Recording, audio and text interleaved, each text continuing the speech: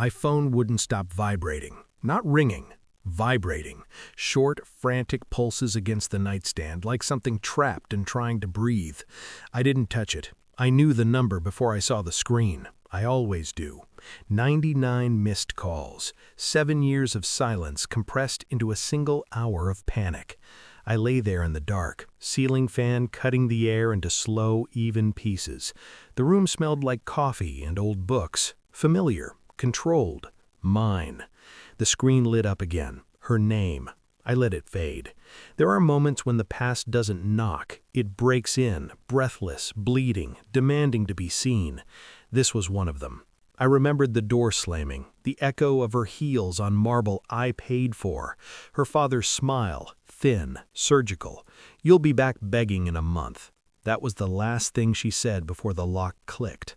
I wasn't back in a month. I wasn't back in a year. I built a life that didn't include them, or so I thought. The phone vibrated again. This time, I picked it up, not to answer, just to feel the weight of it. 7 years ago, they took everything they thought mattered. Tonight, they were asking for it back. Back then, I believed in structure, marriage, business, legacy.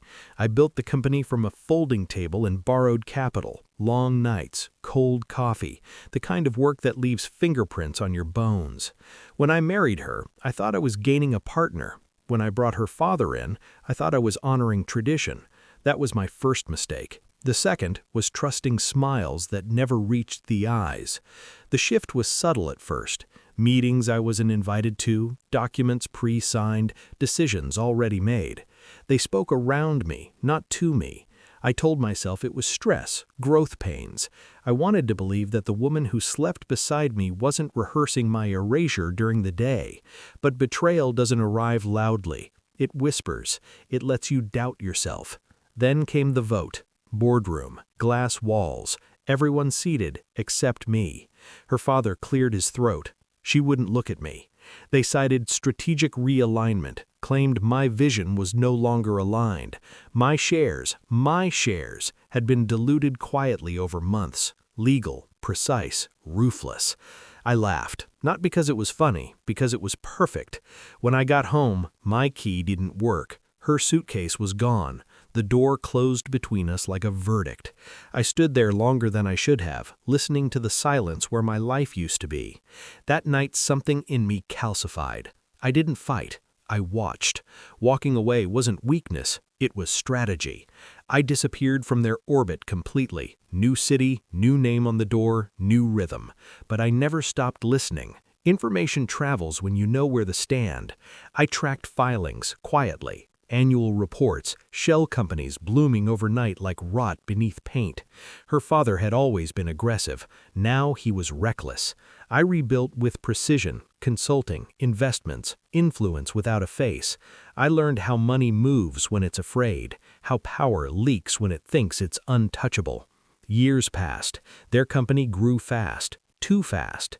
Debt layered under optimism, numbers smoothed over, audits delayed, the kind of arrogance that only comes from believing the past is buried.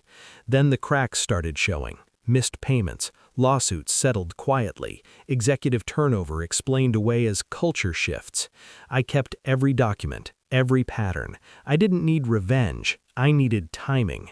The night my phone exploded with calls, I already knew why. Their house was on fire, and they finally remembered who built the water system. I answered on the 100th call. Silence on the line, then breathing. Her voice broke first. She said my name like it was a confession. The story spilled out in fragments. Banks pulling credit, regulators circling, investors disappearing.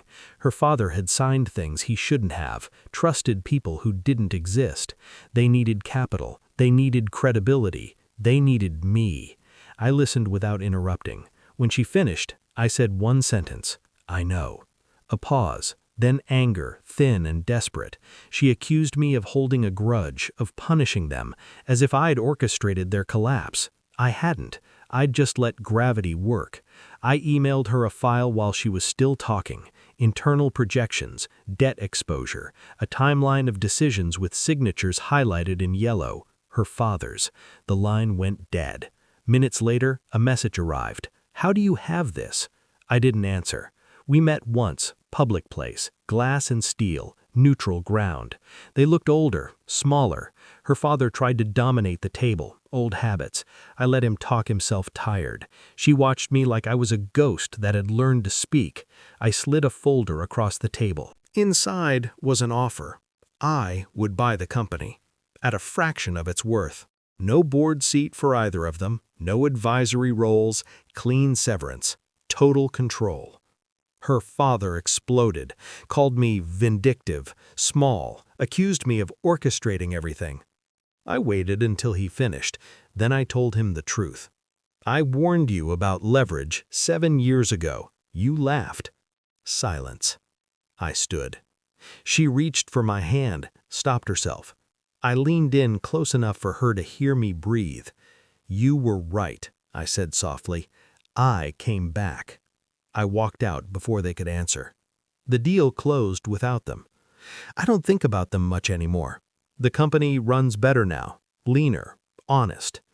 Sometimes I see her name in old emails. It feels like reading someone else's life. I didn't win. I reclaimed. There's a difference. They thought exile would break me, that I'd come crawling, hollow, and grateful. Instead, I learned how quiet power really is. The phone hasn't rung since, and this time, I didn't leave anything behind.